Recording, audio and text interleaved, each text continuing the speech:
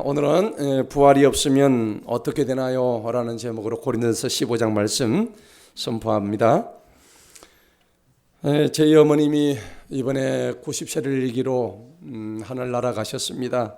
여러분들 여러 가지 기도해 주시고 또 위로해 주셔서 고맙습니다. 어머님이 아침에 쓰러지시면서 전화를 받았습니다. 지금 쓰러졌으니까 위독하시다고. 그래서 노예를 하다 말고 함양으로 급히 달려갔습니다. 달려가는데 이미 의식 상태가 없는 것이었습니다. 혼수 상태인 코마 상태였습니다. 그래서 어떻게 하나 하고 있는데 다시 전화가 온 거예요. 어머니가 다시 깨어났으니까 안 오셔도 될 것 같다 그러는데 가다가 가만히 생각하니까 다시 돌리려고 하다가 기분이 좀 이상해요. 그래서 다시 그냥 가기로 생각하고 기왕에 나온 것이니까 어머니께로 향했습니다. 참 가면서 제가 어머니하고 잠시 깨어나셨다길래 통화를 했습니다. 아들아 빨리 와라. 내가 지금 머지않아 주님한테 갈 것 같다. 그래서 나 지금 천국 가야 되겠다. 그렇게 이제 하시고 또 하나님께 큰 소망을 두고 그렇게 환하게 웃으시면서 말씀을 하시더라고요. 그래서 제 마음도 아주 평안했습니다. 그리고는 현장에 있던 둘째 며느리와 한 2시간 동안 말씀을 나누시고는 눈을 감으셨어요. 그런데 그 2시간 동안 아주 평온하고 웃으시면서 다 용서하고 용서받고 그리고 사랑한다 그러고 또 딸이 마침 전화가 왔을 때 하나님 감사해, 감사해요, 감사해 하고 하는데 눈이 딱 감기더랍니다. 그래서 제가 도착해서 어머니 얼굴을 보니까 어머니 얼굴이 천사와 같은 얼굴이었어요. 너무 감사했습니다. 저도 마음이 기뻤습니다.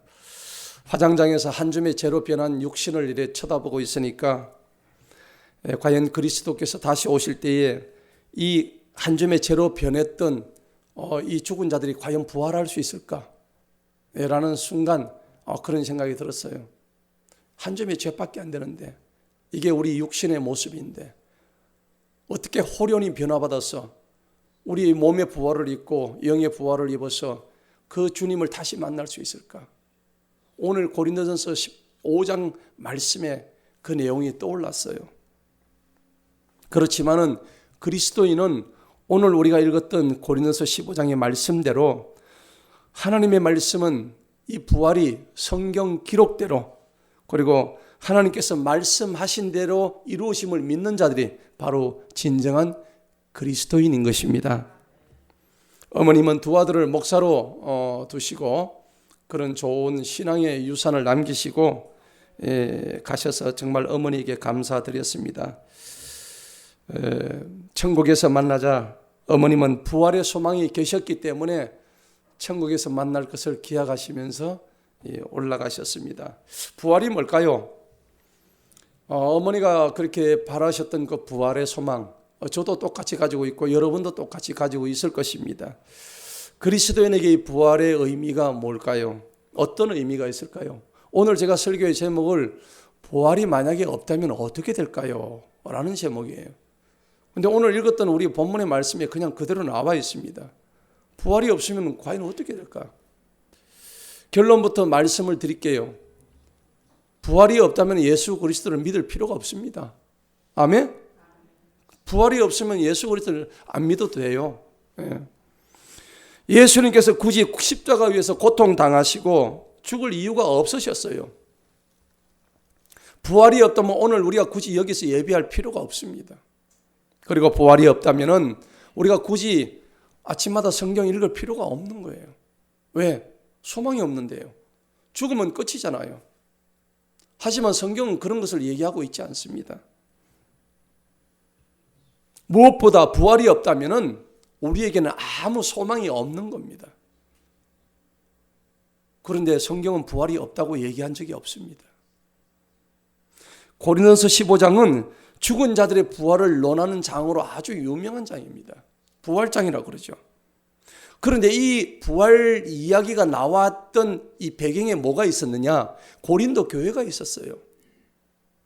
오늘 고린도 오늘 이 말씀에서 고린도전서에서 고린도 교회의 현재의 문제와 모습을 정확하게 나타내주고 있는 거예요.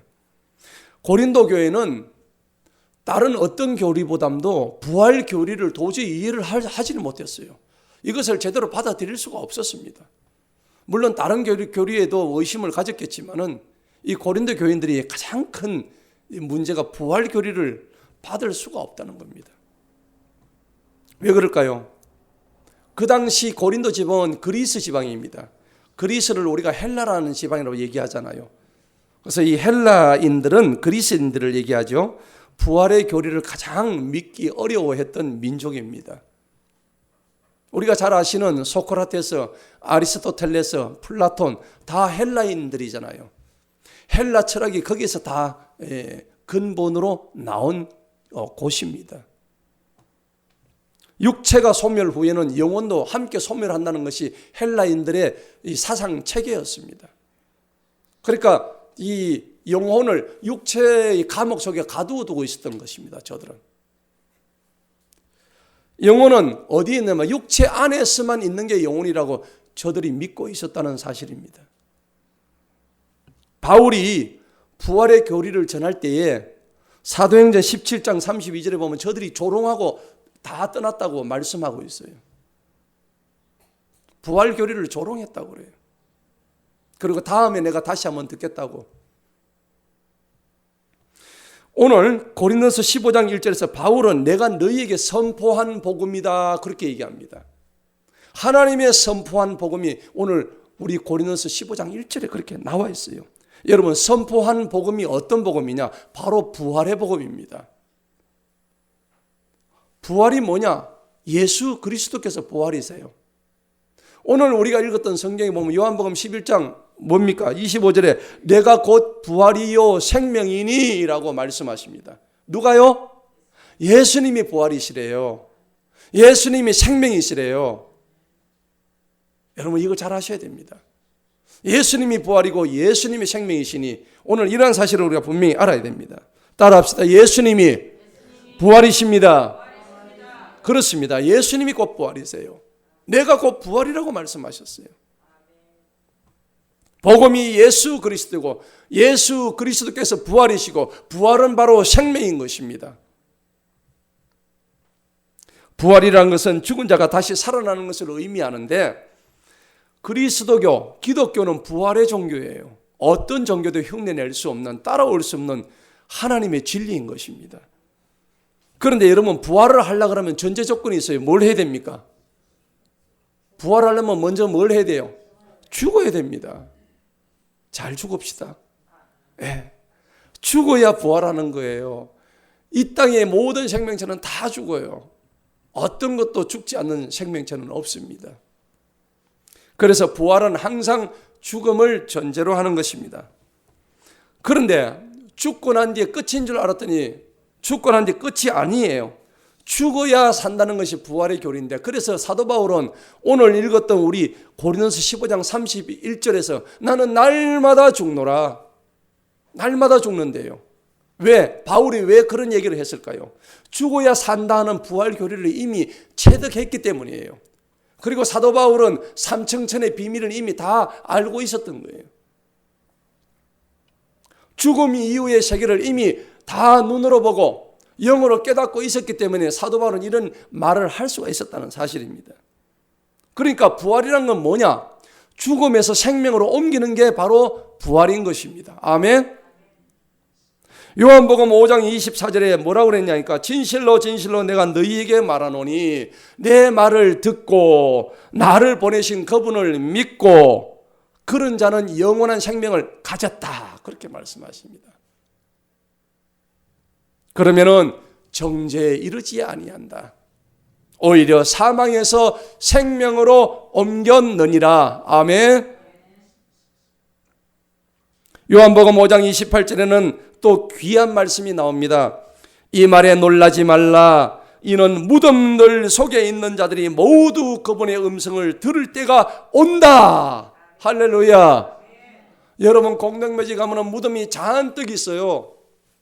그런데 그 공동묘지 있는 그 무덤 속에 있는 모든 육신들이 예수님께서 오실 때에 몸의 부활을 입는다는 사실입니다. 선을 행한 자들은 생명의 부활로 다시 부활할 것이고, 악을 행한 자들은 형벌의 부활로, 영벌의 부활로 다시 일어나는 것입니다.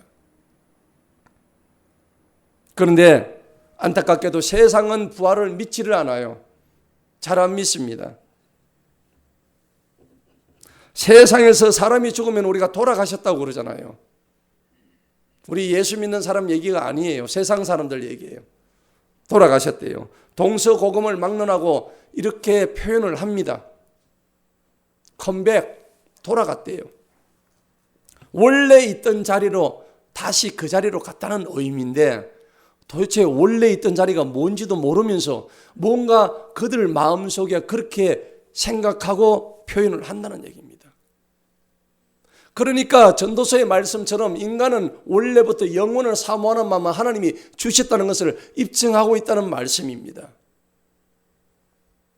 그리고 죽음의 끝에는 뭔가가 있긴 있는데 정확하게 그것이 뭔지를 모르고 하는 얘기가 세상 사람들이 돌아가셨다, 그렇게 얘기를 하는 겁니다.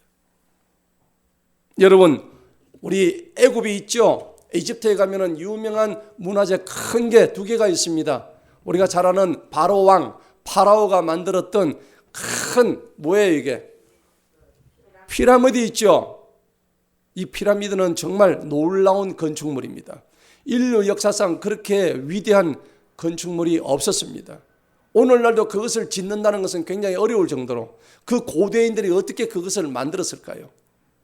그런데 정작 그 안에 들어가서 보니 그 파라오들이 영생불멸, 그래서 절대로 죽지 않을 것이라는 것, 죽고 난 뒤에 언젠가는 내가 다시 한번 태어날 것이라는 것을 염두에 두고 그 수많은 세월 동안 그 많은 사람을 동원해서 기중기도 없는 그 시대에 돌들을 갖다 옮겼던 거예요. 그리고 그 앞에는 수호신으로 스핑크스를 만들어가지고 머리는 사자의 머리를 하고, 그렇죠? 그래가 큰 석상을 만들어가지고 그 피라미드의 왕을 지키는 스핑크스를 만드는 거예요. 그런데 그 안에 있는 파라오는 어떻게 됐을까요? 흔적도 없이 사라지고 말았습니다. 영생불명은 그냥 들어간 즉시로 사망해버린 것이죠. 그리고 그 장소는 지금 문화관광지로 그냥 남아있을 뿐입니다. 그리고 그 장소도 언젠가는 흙으로 돌아가는 먼지가 될 것입니다. 여러분, 이와 같이 세상의 모든 원리는 사망이 지배하고 있습니다. 죽음이 지배하는 시대가 지금 우리의 시대입니다. 바로 사탄의 권세입니다. 그 사탄의, 죽음이 지배하는 사탄의 권세는 하나님이 허락하신 주권 하에서 이루어지는 일들입니다. 우리는 그 속에서 살고 있는 것이죠. 하지만 우리는 고별된 존재들입니다. 그리스도의 복음을 받아들인 고별된 존재임을 믿으시기 바랍니다. 모든 사람은 죽습니다. 이런 죽음 앞에서는 아무것도 소용이 없으며 또 다 사라지게 되어 있습니다. 그런데 죽음을 이길 수 있는 유일한 길이 있는 거예요. 얼마나 감사한 일입니까? 곧 예수 그리스도를 믿는 것만이 죽음을 이기고 부활하는 그런 부활 신앙을 가진 우리 모두에게 주는 귀하고 복된 메시지인 줄 믿습니다. 이처럼 기독교는 부활의 종교입니다. 예수 그리스도의 부활을 믿으면서 기독교가 시작됐는데, 부활의 생명, 부활의 능력을 믿는 그 후에 우리가 진정한 그리스도인으로 다시 태어나는 것입니다. 부활을 믿지 않으면 그리스도인이 아닙니다. 그런데 여러분들, 예수 그리스도께서 부활하셨는데 그러면 그 이전에는 부활이 없었습니까? 있었습니다. 죽은 사람이 다시 살아나는 예는 구약에도 여러 명이 있었습니다. 신약에서도 여럿이 있었습니다. 우리가 잘 알고 있는 열왕기 상하에 보면은 엘리야와 같은 선지자들은 많은 그 사람들을 이렇게 능력을 베풀고 그리고 죽은 자를 살려냈습니다. 그래서 엘리야 같은 경우는 사렙다 과부의 그 아들을, 죽은 아들을 살려냈고, 엘리사 같은 경우는 수넴 여인의 죽은 아들을 또 살려냈습니다. 예수님도 사역하실 때에 죽었던 생명들을 많이 살려냈습니다. 그리고 우리가 잘 아는 죽은 나사로가 무덤의 문을 활짝 열고 다시 태어나는 모습을 보고 사람들이 그냥 놀라서 기절할 정도였습니다. 또 바울은 어떻겠습니까? 강론을 듣다가 그 삼층에서 떨어져가 죽은 유두고를 다시 살렸습니다. 베드로는 우리가 도로가라고 하는 다비드라는 그 여제자를 선행을 많이 베풀었던 그 여제자를 죽은 도로가를 살려냈습니다. 여러분, 이와 같이 예수님 이전에도 많은 자들이 죽은 자들을 살려냈습니다. 그런데 그들이 다시 살아난 이후에 어떻게 했습니까? 그들 또한 다 죽었습니다. 결국은 다 자기들의 수명에 따라가지고 다 죽었습니다. 예수님의 부활과 그 전에 있었던 부활의 차이점이 무엇일까요? 사도들은 예수님의 그 부활이 그 전에 있던 부활들과 다르다는 것을 알아차렸습니다. 너무나 중요한 포인트입니다. 예수님께서는 소멸되지 아니하는 몸과 육의 그런 형태로 부활하셨습니다. 베드로전서 3장 18절에서 21절에 보니까 베드로는 예수님께서 육으로는 죽임을 당하셨지만 영으로는 살리심을 받았다고 썼습니다. 그분은 하늘에 가셔서 하나님 오른편에 계시고 천사들의 권위와 능력들이 그분에게 모두 복종하게 되었다고 기록하고 있습니다. 전에 일어났던 부활도 매우 중요한 부활이었지만은 예수님의 부활은 그 어떤 것과도 비교할 수 없는 그러한 기적이었습니다. 우리가 오늘 불렀던 찬송가 160장 무덤에 머물러 예수 내 구주다. 무덤에 머물러만 있을 수 없었던 그 예수님의 그 복음 때문에 우리를 살리시고자 나타나신 그 예수님의 그 기적을 우리는 정말 오늘 할렐루야 외치면서 받아들여야 되는 것입니다. 그런데요, 오늘 고린도 교회 내에서 우리가 본문을 보니까는 고린도 교회 내의 성도들이 이 부활의 교리를 믿지를 않아요. 오늘 우리에게 주시는 교훈이에요. 오늘 저와 여러분들은 부활의 교리를 믿는다고 우리가 믿지만은 의외로 많은 그리스도인들이 부활에 대해서 그렇게 깊이 있게 생각하지 않습니다. 부활하면 뭐 어쩔 건데? 부활하면 뭐 할 건데? 부활 안 하고 여기서 뭐 예수 잘 믿고 살면 되지. 굳이 부활까지 생각할 거 없어. 내 마음 편하면 됐지. 그게 아닙니다. 지금 오늘 우리가 읽었던 본문의 장면은 고린도 교회 내에서 선포된 복음 가운데서도 부활을 믿지 아니하는 현상을 의미하는 것입니다. 오늘 12절을 다 같이 한번 보시겠습니다. 이제 그리스도께서 죽은 자들로부터 일어나셨다고 선포되었는데도 어찌해서 너희 가운데 어떤 이들은 죽은 자들의 부활이 없다고 하느냐. 여기서 너희 중에서 어떤 이들이라고 얘기했습니다.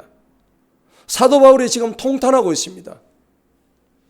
너희 중이란 것은 예수 믿는 너희들 중에서 어떤 사람들이 부활을 부인한 교인이 있었다는 것을 의미하는 것입니다.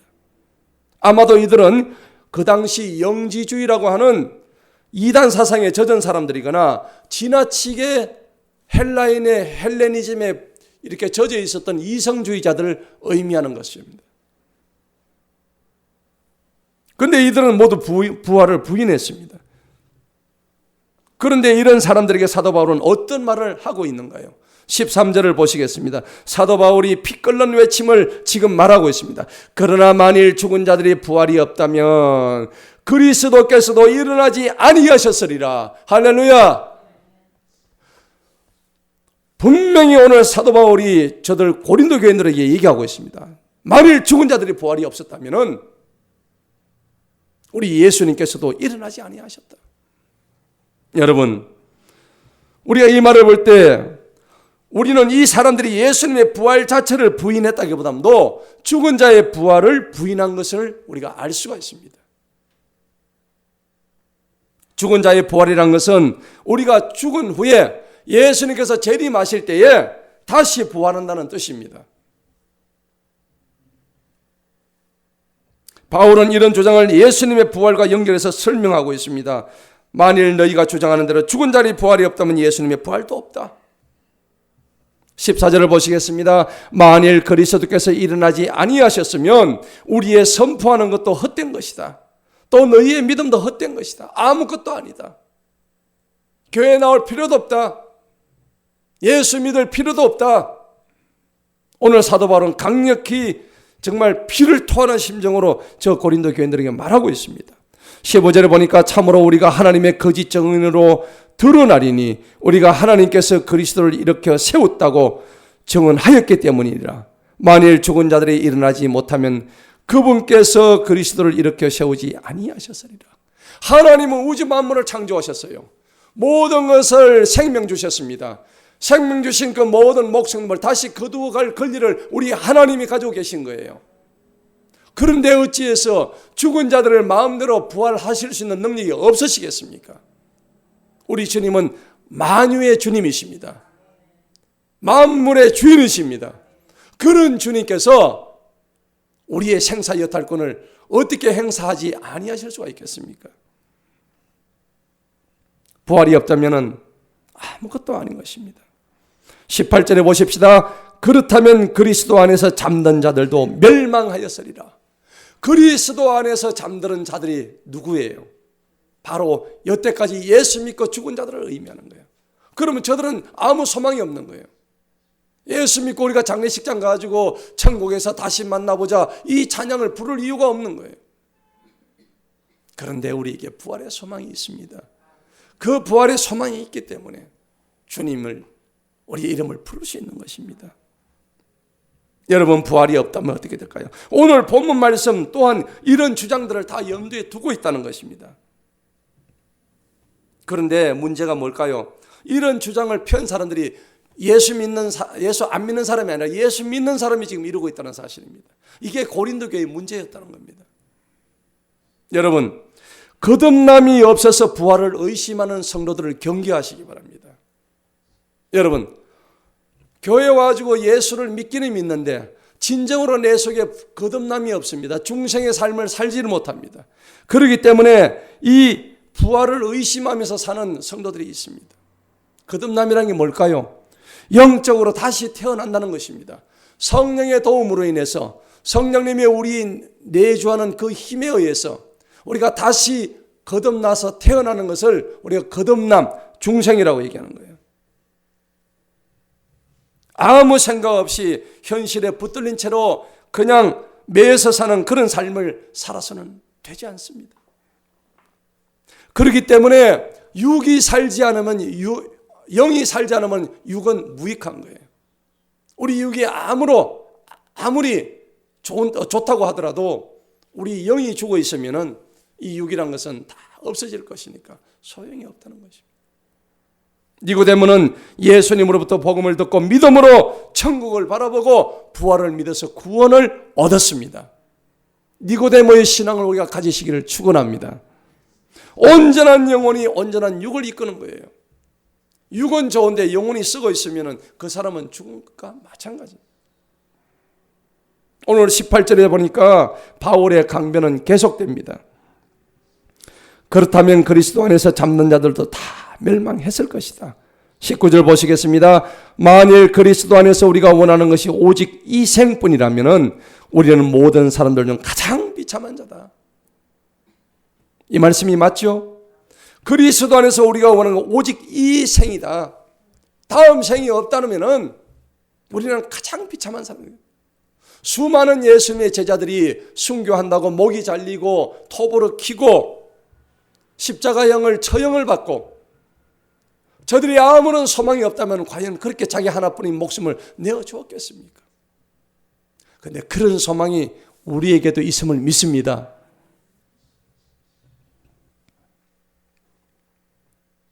(20절에) 보니까 그러나 이제 그리스도께서는 죽은 자들로부터 일어나셨으며 잠자는 자들의 첫 열매가 되셨느니라. 할렐루야.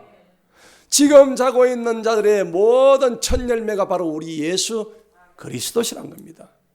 여러분, 나무의 첫 열매가 잘 자라면 다음 열매는 말할 것도 없지요. 우리가 봄에 씨앗을 뿌리고 가을이 돼서 열매를 거두는데 이 거두는 열매가 잘 자라게 되면 얼마나 좋을까요? 그런데 첫 열매가 좋지 않으면 그 다음 열매는 볼 게 없어요. 가장 확실한 열매, 부활의 열매가 우리 주 예수 그리스도시라는 겁니다. 가장 확실하게 우리에게 보여주셨기 때문에 우리에게 소망이 있는 거예요.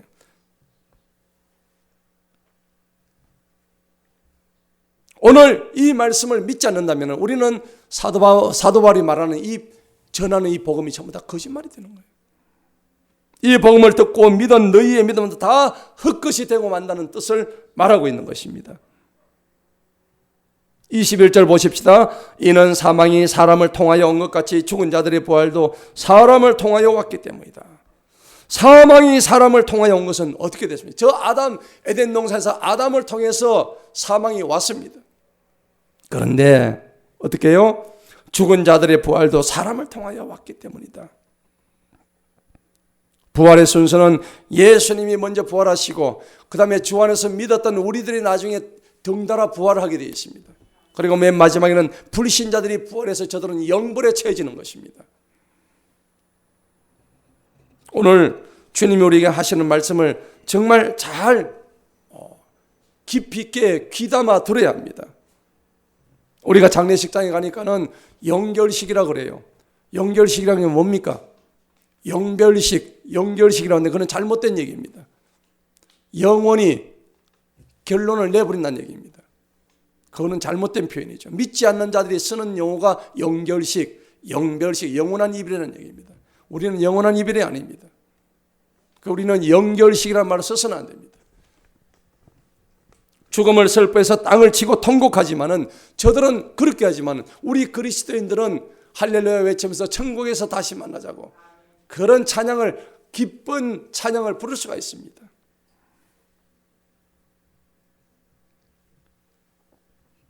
이 부활 설교와 찬송이 사랑하는 사람을 잃고 슬픔의 장면이 얼마나 큰 위로가 되겠습니까? 정말 부활이 없다면 예수님의 부활도 없고 죽은 자의 부활이 없다면 얼마나 허무하냐는 것입니다. 오늘 사도 바울이 그것을 힘주어서 지금 오늘 본문 말씀을 통해서 얘기하고 있는 거예요. 부활이 없으면 아무것도 아니다. 아무것도 믿을 이유가 없다 하는 것입니다.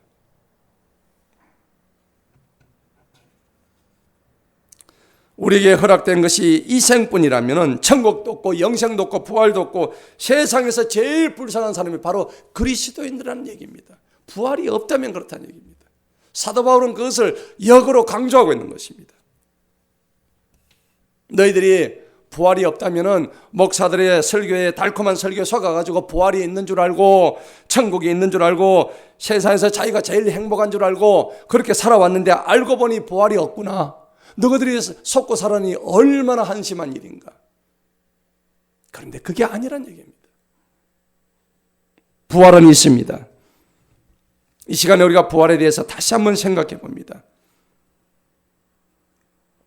사도 바울의 말에 따르면 죽은 자의 부활이 없다면 예수님의 부활도 없다는 것인데 거꾸로 말하자면 예수님의 부활이 분명한 우리에게 사실이라면 또한 죽은 자의 부활도 사실이고 천국과 영생도 우리에게는 엄연한 현실과 사실이라는 것입니다.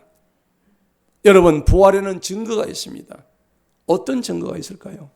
오늘 그것을 한 4가지, 5가지 정도 알아보려고 합니다. 우리가 왜 예수님의 부활이 사실인지 그 부활의 증거를 한번 알아보십시다. 첫 번째입니다. 예수님의 부활의 가장 첫 번째 증거는 바로 빈 무덤이었습니다. 할렐루야. 예수님을 장사 지냈던 무덤이 부활절 아침에 완전히 비워져 있었다는 역사적인 사실이 있습니다. 아니, 죽은 사람이 어떻게 그 큰 돌로 막았는데 그 돌이 치워져 있고 그것이 문이 열려 있고 무덤이 빈 무덤이 될 수 있다는 얘기입니까? 예수님의 시신을 감쌌던 세마포가 가지런히 놓여있고 머리를 쌌던 그 수건은 별도로 아주 곱게 개어져 있었습니다. 요한복음 20장입니다. 누가 이 세마포와 수건을 이렇게 개어뒀을까요? 여러분, 중요한 것은 이 옮겨진 돌문과 남겨진 세마포 수건이 바로 빈 무덤과 더불어서 예수님의 부활이 명백한 사실과 증거라는 것을 우리에게 말씀해 주고 있습니다. 그리고 부활에 대한 두 번째 증거는 천사가 나타났다는 겁니다. 우리가 공관복음, 마태, 마가, 누가, 요한, 사복음서에는 예수님이 부활하시는 장면에서 똑같이 천사가 다 나타났다고 그렇게 기록이 되어 있습니다. 모두 예수님의 부활 때 천사가 나타나서 예수님이 부활했음을 직접 증거한 사실을 기록한 것을 볼 때 이 천사의 나타남과 증거는 부활의 결정적인 증거가 되었다는 것입니다. 중요한 것은 부활 당시뿐만이 아니라 바로 지금도 하나님은 교회의 설교를 통해서 또 말씀을 통해서 부활의 메시지를 지금도 천사를 통해서 우리에게 알려주고 계신다는 사실입니다. 그리고 세 번째입니다. 부활에 대한 세 번째 증거는 오늘 본문에 나온 것처럼 부활하신 예수님이 500명도 넘는 사람들에게 직접 보여주셨다는 사실입니다. 자, 성경 한번 보시겠습니다. 고린도서 15장 6절입니다. 4절 보니까 장사되었다가 성경 기록들대로 셋째 날에 다시 일어나셔서 게바에게 보이시고 그 후에 12제자에게 보이셨습니다. 그리고 6절에는 그 후에는 몇 명이죠? 500명이 넘는 형제들에게 일시에 보이셨다고. 예수님이 부활한 몸으로서 500명이 넘는 형제들에게 한꺼번에 보여주셨습니다. 그들 중에 대부분은 지금까지 살아있으나 더러는 잠들었느니라. 만약에 부활이 사실이 아니라면 사도 바울이나 베드로나 야고보 사도를 받는 500명도 더 넘는 사람들이 다 거짓말쟁이가 되고 말 것입니다. 하지만은 저들이 일시에 두 눈으로 확인을 했습니다. 확인을 했기 때문에 저들이 할 수 있는 일이 뭡니까? 죽은 자가 다시 살아난 거예요. 처참하게 십자가에서 온몸이 찢기면서 죽음을 당하신 그 예수 그리스도께서 자기들 앞에 그 상처 입은 몸으로 다시 나타나셨다는 겁니다. 그런데 저들이 변화하기 시작했어요. 예수님의 부활을 보고 저들의 삶이 변화하기 시작했어요. 여러분, 우리에게 부활이 소망이 있는 한 우리의 삶이 변화될 줄로 믿습니다.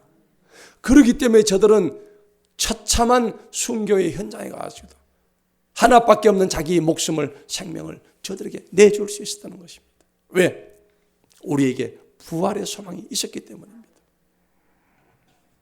예수님을 직접 만난 후 부활이 분명한 사실이라는 그 확신에 저들의 마음이 동했던 것입니다.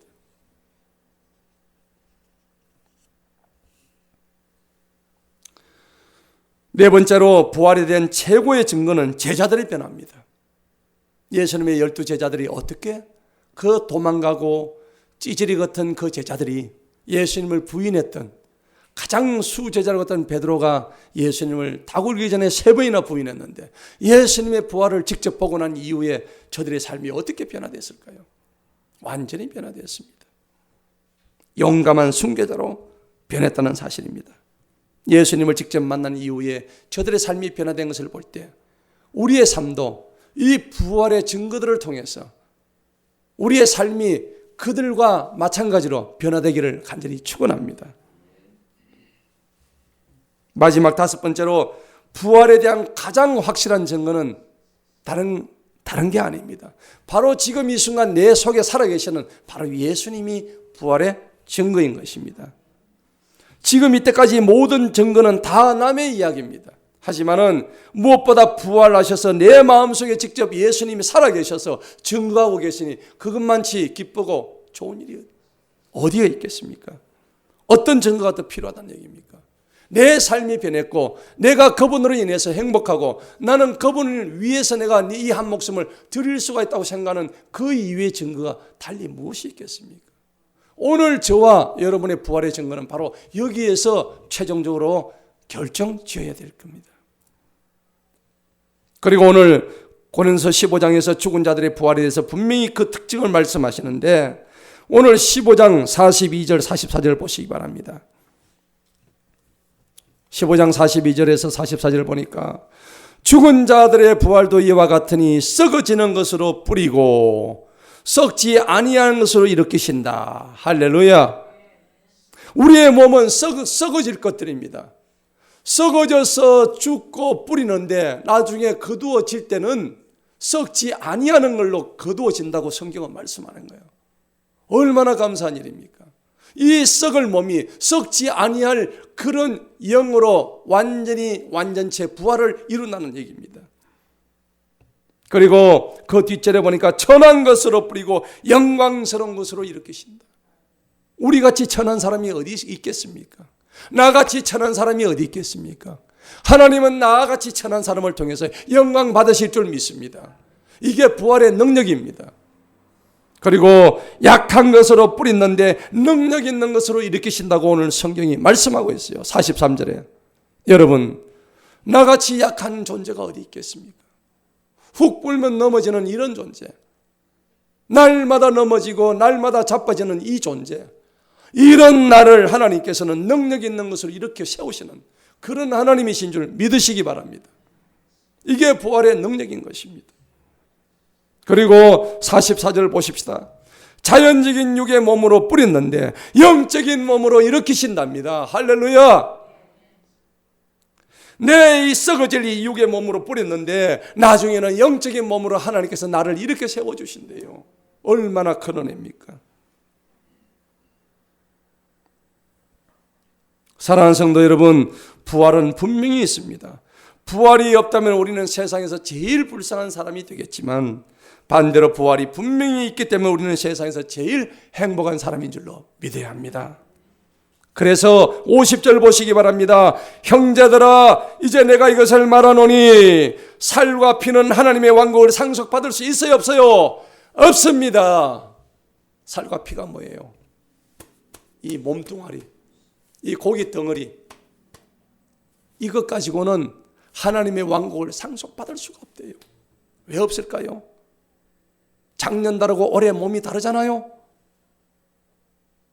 저희 어머님처럼 90이 되면은, 90이 되면 그냥 사람이 이제 허물어면서 가지고 가야 되는 거예요. 그 몸으로 어떻게 하늘나라를 하늘 왕국의 상속을 받을 수가 있겠어요? 밥숟가락 떼기도 힘든데. 그런데 오늘 분명히 말씀하십니다. 살과 피는 하나님의 왕국을 상속받을 수 없으며 또한 썩어지는 것은 썩지 않은 것을 상속받을 수가 없다. 이 썩어지는 육신으로는 썩지 아니하는 것을 상속받지 못한다고 성경은 말씀합니다. 그래서 51절 보세요. 비밀을 말씀하십니다. 51절 다 같이 한번 읽어봅니다. 51절 2절 시작. 보라, 내가 너희에게 한 신비를 알게 하노니 우리가 다 잠잘 것이 아니요 우리가 모두 뭐예요? 변화될 것이니 마지막 나팔에 눈 깜짝할 사이에 그러하리라. 이는 나팔 소리가 나면 죽은 자들이 썩지 아니할 몸으로 일어나게 되고 우리도 변화받게 되기 때문이요. 할렐루야. 오늘 사도 바울은 보라, 내가 너에게 한 신비를 알려준다고 했어요. 여러분, 신비가 뭡니까? 신비는 우리가 알고자 해도 알 수 없는 게 신비예요. 그게 비밀과의 차이예요. 비밀을 알려면 알 수 있는 게 비밀이지만 신비는, 하나님의 비밀은 아무리 사람이 알려고 해도 알 수가 없는 거예요. 절대 알 수가 없습니다. 우리가 다 잠잘 것이 아니고 우리가 모두 잠자는 것이 아니라 모두 변화된다고 성경은 말씀하십니다. 저와 여러분은 예수 그리스도께서 이 땅에 오실 때 다 변화될 존재인 줄로 믿습니다. 그렇게 변화되어야 됩니다. 얼마나 감사한 일입니까? 그때가 언제일까요? 52절을 보십시다. 52절 보니까 마지막 나팔에 무슨 사이입니까? 눈 깜짝할 사이입니다. 예수님이 오실 때는 눈 깜짝할 사이에 내가 도둑같이 오리라. 할렐루야. 그 주님을 바라보시기 바랍니다. 마지막 나팔 소리가 날 때 죽은 자들이 썩지 아니할 몸으로 일어나게 된다. 영원토록 주님을 만나게 된다는 겁니다. 여러분, 이 육신은 언제 갈지 몰라요. 젊었다고 늦게 가지 않습니다. 늙었다고 일찍 가는 것도 아니에요. 우리는 한 치 앞을 내다볼 수가 없습니다. 하지만은 우리의 이 육신 덩어리는 언젠가는 썩게 되어 있습니다. 그렇지만 성경은 분명히 말씀합니다. 이 썩을 몸뚱아리가 썩지 아니할 것으로 언젠가 하나님께서 약속하신 그때 호련히 변화된다고 분명히 성경이 말씀하고 있습니다. 그 누가 뭐래도 부활은 분명히 있는 것이기 때문에 우리는 세상에서 제일 귀하고 가장 믿음직한 그 선물을 보장받은 사람인 줄 믿으시기 바랍니다. 그래서 우리가 제일 행복한 사람들이에요. 부활을 믿는 우리가 가장 행복한 사람인 줄로 우리가 믿어야 합니다. 그래서 오늘 이 부활절이 너무나 행복한 절기예요. 여러분, 오늘 정말 행복하고 즐거운 절기입니다. 예수 그리스도께서 부활하셨습니다. 믿으십니까? 믿으십니까? 예수님이 부활하셨으니까 나도 영생으로 부활할 수 있습니다. 따라하시는 나도 영생으로 부활합니다. 할렐루야. 그렇습니다. 부활은요, 신앙의 최종적인 열매입니다. 최종적인 열매가 우리의 부활이에요. 예수님께서는 열매 없는 나무는 찍어서 던져버리라고 했습니다. 그리고 부활은요, 우리 믿음의 최종적인 종착기예요. 믿음의 결과예요. 그 믿음은 보이지 않는 것을 보는 것이 바로 믿음의 최종적인 결과입니다. 사랑하는 성도 여러분, 지금은 만물이 소생하는 새봄입니다. 여러분들 저 자연으로 나가 보십시오. 벚꽃이 지고 나니까는 이제 버들강아지처럼 아주 그냥 새순이 나오는데 지금 나오는 그 연두색을 바라보니까 얼마나 싱그러운지. 여러분들 집에만 있지 마시고 예배 마치고 산으로 돌아다니십시오. 그리고 직접 하나님이 주신 그 대자연을 만끽하십시오. 그리고 그 현장에 가서 주 하나님 지으신 모든 세계 찬양을 부르십시오. 저는 그 장면에서 생명 주시고 호흡 주시고 또 우리에게 부활의 그 생명을 주신 주님의 이름을 찬양합니다. 겨울 내내 정말 얼어붙었던 대지 위에 저 거루투기에서 어떻게 새봄에 저기에서 싹이 움틀 수 있을까?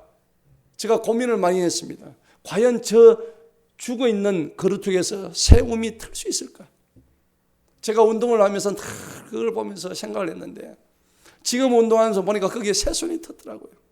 파릇파릇 연두색이 올라와서 얼마나 싱그러운지. 그 고목나무에 새순이 움트입니다. 바로 부활하신 하나님, 부활하신 예수님이 우리에게 주시는 생명의 증표인 줄 믿습니다. 이 새봄의 대자연을 바라보면서 부활의 새 힘과 능력을 거두시기 바랍니다. 우리는 분명히 부활신앙을 누리는 자들입니다. 예수님 제자들이 예수님의 부활을 보고 삶이 변화되어서 저들이 순교의 자리까지 나아갔듯이 우리는 매일매일 저들처럼 순교, 목이 베이는 순교가 아니라 우리는 일상생활 속에서 내 자신을 죽여나가는 것이 진정한 순교라는 것을 기억하시기 바랍니다. 그럴 때에 하나님이 주시는 저 진정한 부활의 능력, 그래서 사도 바울이 외쳤던 고린도전서 15장 31절의 말씀처럼 나는 날마다 죽노라. 죽어야 삽니다. 죽어야 사는 그 원리, 부활의 능력을 힘입어서 여러분 삶이 변화되고 인생이 변하는 놀라운 역사가 이 부활주일에 일어나기를 간절히 축원합니다. 기도하시겠습니다.